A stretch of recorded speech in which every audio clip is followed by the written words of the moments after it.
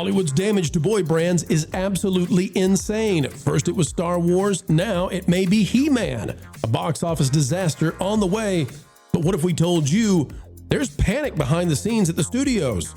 Disney now terrified. The same thing might come true for Avengers Doomsday. Is Marvel next up? And what happens when everything collapses for the boy brands?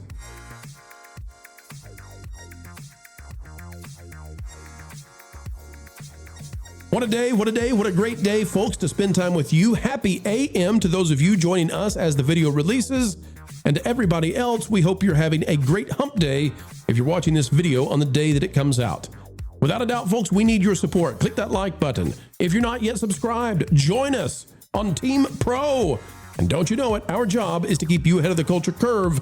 That's what we'll do right now. Ladies and gentlemen, it is happening as we speak. The destruction of boy brands all across Hollyweird, and they don't know what to do with it. Let's go now to Geeks and Gamers, calling this one already Masters of the Universe. Not even out. And already they're shouting, it's done for. Marvin Montenaro is the man covering all of this. It says, Motu box office projections point to disastrous opening weekend. Not good for Adam, eh? The latest box office tracking for Amazon MGM and Mattel's Masters of the Universe should have executives at Castle Grayskull reaching for the panic button. Despite months of marketing, a recognizable brand name, and generally positive reactions to the film's trailers, the live-action adaptation of the beloved He-Man franchise is currently tracking for a domestic debut of 25 to 35 million. And let's just remind you, this is a primarily domestic franchise. That's not merely below expectations for a film carrying a reported 170 production budget. By the way, if it's 100 million onto that for marketing, it likely is. This thing needs at least $500 million to break even. Holy moly. It's the kind of opening that raises immediate questions about whether a planned franchise can survive long enough to even get a sequel. And I gotta say, if it comes out to this amount, sequel is toast. There is no chance, there is no way this happens. But this is something that I think we're seeing more broadly than just Masters of the Universe. Star Wars has just come out and cratered completely, totally over. It's gone. See ya, sayonara. And guess what else, folks? We're starting to see that, well, Avengers might be in trouble too, and that's why I think there's panic across Hollyweird about the boy brands.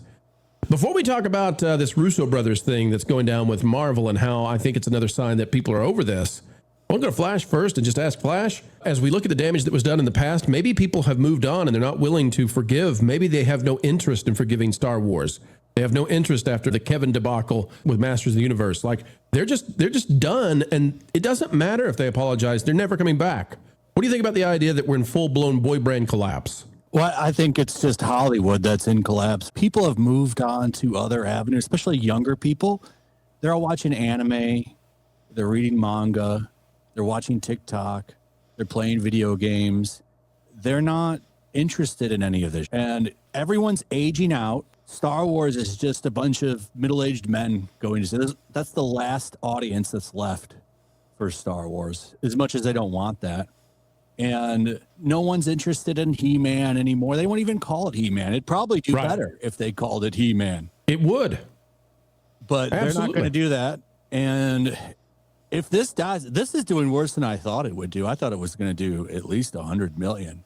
It might get crushed by Scary Movie. Oh, it definitely will. Well, I'll tell you too. I'm surprised that it's not doing better, and I'm saddened that it's not doing better. But I think what we're watching now is that these brands have been so damaged that people don't care. Like we've missed a generation now.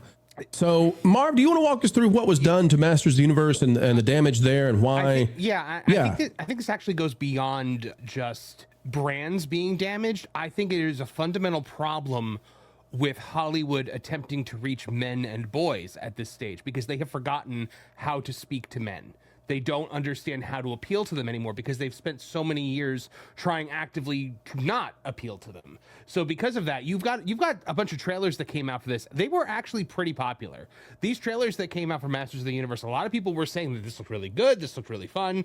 And then you have the director and the actress who plays Tila coming out, and they start talking about toxic masculinity. Yep. Now, I understand what the director was getting at. He was basically saying it's the difference between being a good man and a bad man, or a hero and a villain. And when if he had said it like that, I think nobody would have blinked.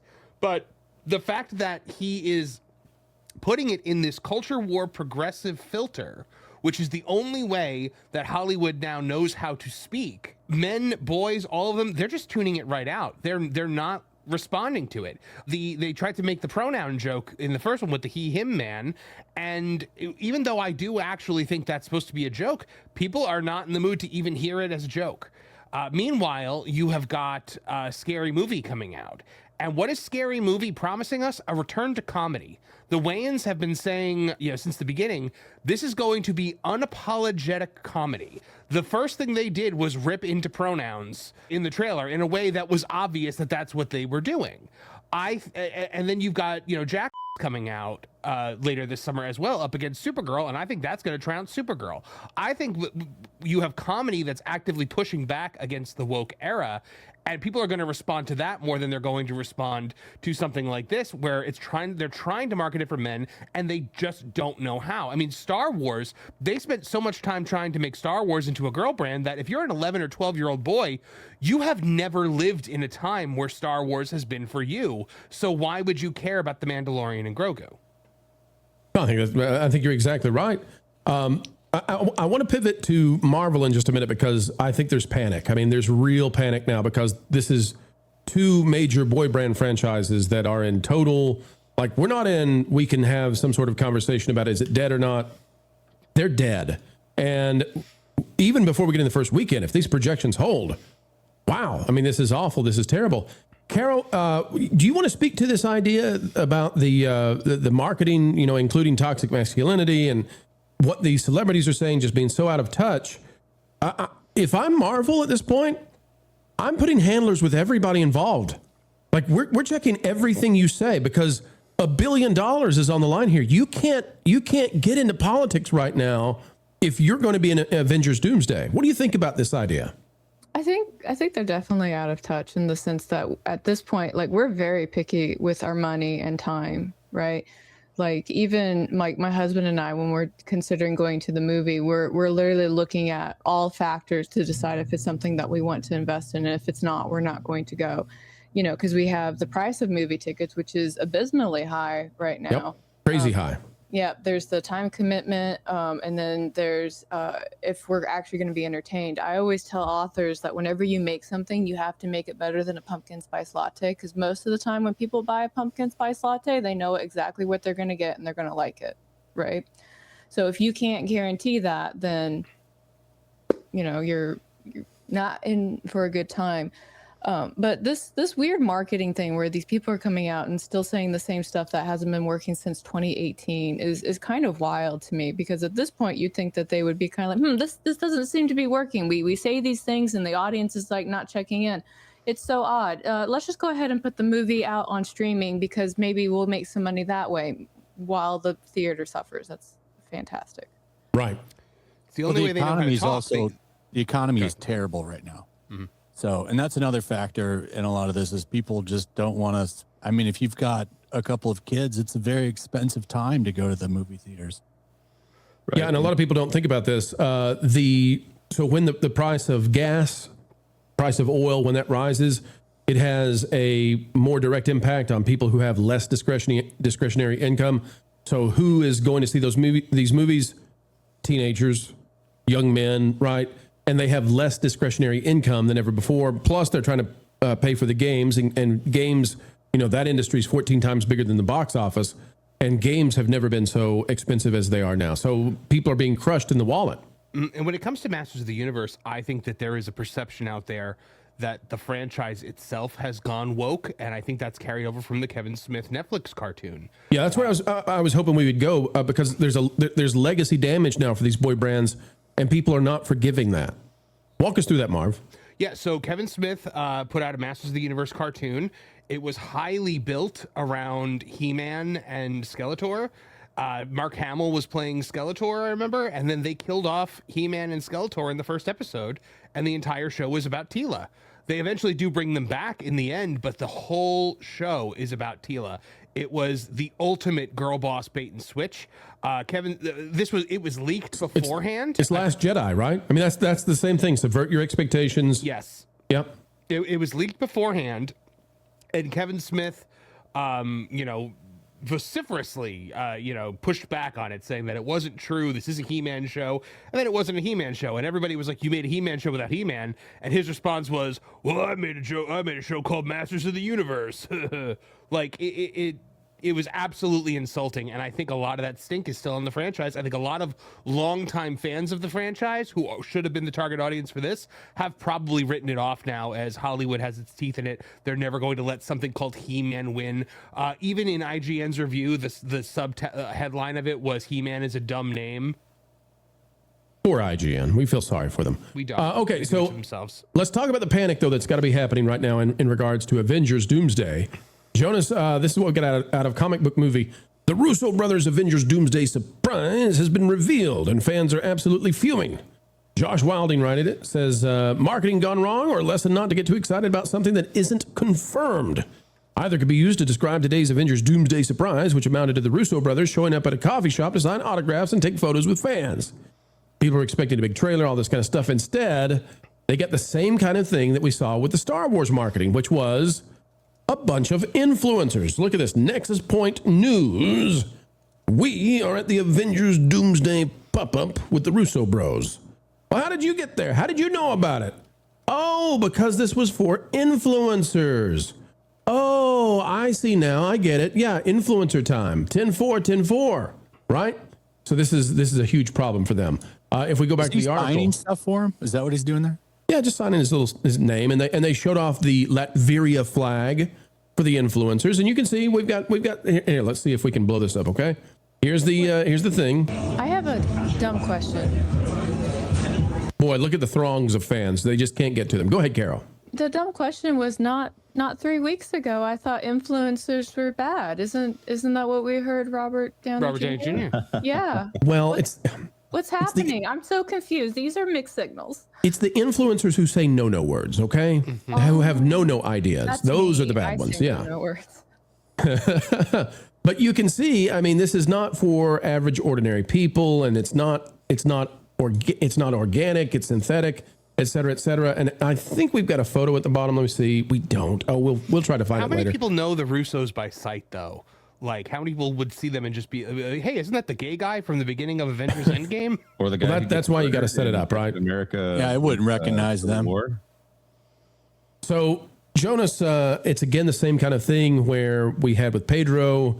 We have to go find people. We have to go find influencers. And what I think this indicates to us is there may be an enthusiasm gap that they're starting to realize. And if I'm Disney right now, I am panicked out of this world because they're making the most expensive movie ever made, probably.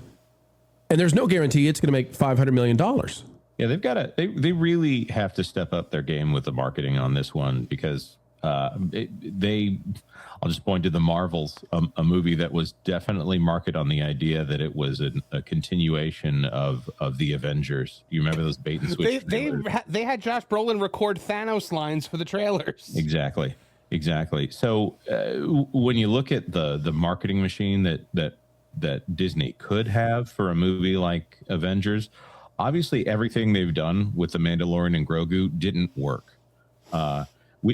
There's some angry people who are tagging me trying to say that we had some effect on the Mandalorian and Grogu box office. I think if we're going to take credit for that, we would have to take some credit for Masters of the Universe doing well. Oh, wait, it's not. We did marketing for them. We should get paid. Yeah. Hey, Jonas, Give all the credit to Disney for that one. we need to have a strategic meeting. I'm not so sure we should, forego that we had, an influence if that's what they're going to say about us. Let's talk about that. Let's have about 30 minutes in private and say, should we take credit? I'm gonna echo something that was said here. So Masters of the Universe is essentially a dead brand. It's a toy brand that they've basically done nothing with. There's not been any new developments in the lore since the first He-Man, even New Adventures of He-Man. No one talks about that show anymore. Okay, there was a Masters of the Universe cartoon on Netflix. Maybe there was 2 of them. I forget.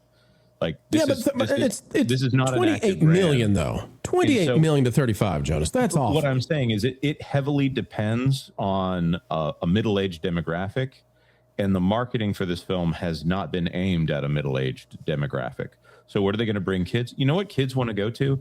Backrooms. Backrooms is doing amazing, and it's a 19-year-old directed this while he was in between periods in class or something. I mean, that is a movie, by the way, could have been marketed with toxic masculinity. They absolutely kept that away from the marketing, even though if you want to give some classical definition of that, yeah, you could. An alcoholic dad who hates his ex-wife, sure. Let's say that's toxic Is it Backrooms or Obsession that was made for less than $1 million? Obsession for sure, less than $1 million. I mean, that's just crazy. Mm-hmm. It's just crazy. I think it's like 700,000 something. Yep. Yeah. That's and what I think if this kid wants to keep making Backrooms films, he could have a long line of them. Not that I'm saying he should do that. Looking at this, I think Masters of the Universe, it could be something that it was so close to being something that had multi-generational appeal. You could take something that was an older brand and bring it back and have something awesome, but it's only appealing to that older audience. I guess the ship is sailed on nostalgia at this point. Star Wars is of no interest to general audiences. It's only of interest, I guess, to women in their middle ages, because a lot of men in their middle ages don't care about Star Wars anymore. Middle-aged women didn't go see it. Yeah. So the best performing demo was kids. It was boys, but they didn't market it to the boys. Right. And this Master, Jonas, I get the sense from you, you're not as worried about Marvel though as I am. I'm looking at this and saying, I'm afraid that, there's a ripple effect here. This is a tsunami, and it's aimed at boy brands, and Marvel could fall, and we'll know that in December. You don't seem to be so it's worried for them. Schrodinger's movie here, because we don't know if there'll be a bunch of people who are like, oh yeah, this is the sequel to the thing I saw in 2019. It's going to be good. Or because all of these people have checked out between 2019 and 2026 on what Marvel is doing at the box office. So if they see Avengers as the brand, yeah, they're going to show up to an Avengers movie. But if they see Marvel Cinematic Universe as the brand, no, absolutely not. But I think if they see Robert Downey Jr. on screen across from Chris Evans, they're going to be like, oh, that's the thing that I haven't been paying attention to. Let's check in on that. Answer me this, though. Has there ever been a property that has gone woke and then come back? Like successfully gone woke, then rebranded, ditched it all, and then come back? Because I can't think of one. And How's Budweiser? How's Budweiser doing? I don't think they're back. Not great. Jaguar dropped 99% of their profits after going woke. I honestly don't think they are, because that was funny. Yeah. I can come up with a career. Brie Larson seems to be rehabilitating herself. I can't think of a company though. She's done one film so far. So, we got a Brie hater over there. I'm rooting for her with the rebranding. I'm just saying it's not proven she's yet. She's had some good moments, especially when she was at that, whatever it was in France, and she didn't really want to comment on the Johnny Depp thing. Yeah. They've been trying to bait her into it, and I remember so one guy asked her about toxic male fans of Marvel, and her publicist basically jumped in front, slow motion dived in front of the interviewer, By the way, I do want to also say, when we're talking about the fact that He-Man had already gone woke with Masters of the Universe, that the chat reminded me, I couldn't remember who it was. That was Clownfish that had initially leaked that it was going to do this, and then you had Kevin Smith attack them essentially. I think all of the He-Man fans were already put off by that, and now we're in that same situation where Star Wars and Marvel are. And we just made the point here, no one has ever successfully come back from that. Well, I want to go to Flash for the final thought on this, because two boy brands are doing just fine as far as I can tell, maybe more, but Mario and Sonic are A-okay. And from the get-go, Sega and Nintendo have made sure that Hollywood could not turn these into woke properties. Sonic's best friend in the movies is a cop, a white cop married to a black lady, and they have a very happy, normal family, and there's not a single woke thing. There's no politics in it. They shut up Jim Carrey every time he's in the movie. He doesn't say a single thing TDS, and he's full of TDS. Mm-hmm. Mario, we've heard from Shigeru Miyamoto, has said, he said that he told them, we're not doing a single fart joke. We're not doing anything crass. We're going to treat kids like they're smart and wise and all this kind of stuff. And so they've made a concerted effort, and that seems to be winning. So, Flash, what are some brands that stand to win as these other brands fall? Well, saying Jim Carrey, I think he's actually capable. I mean, he says dumb, but he usually doesn't say dumb during his. I'm sorry, I'm swearing again. It's okay, Josh, you're good. You're good. Keep going. Keep He going. usually doesn't do dumb stuff during his marketing for movies. He usually stays pretty professional, and then it's when he's not working that he just kind of runs his mouth. So I think he understands the game better than a lot of these other people like Millie Alcock and Rachel Zegler. Millie. Oh, it's Supergirl. You talk about we're in a race right now. Which one's going to do worse, Supergirl or Masters of the Universe? That's worthy of a poll. Supergirl. I think it's going to be a lot terrible. more. I think it's more important that Supergirl is going to be terrible. Not important to us, but important to that studio right there and James Gunn's reputation. James Gunn might be done.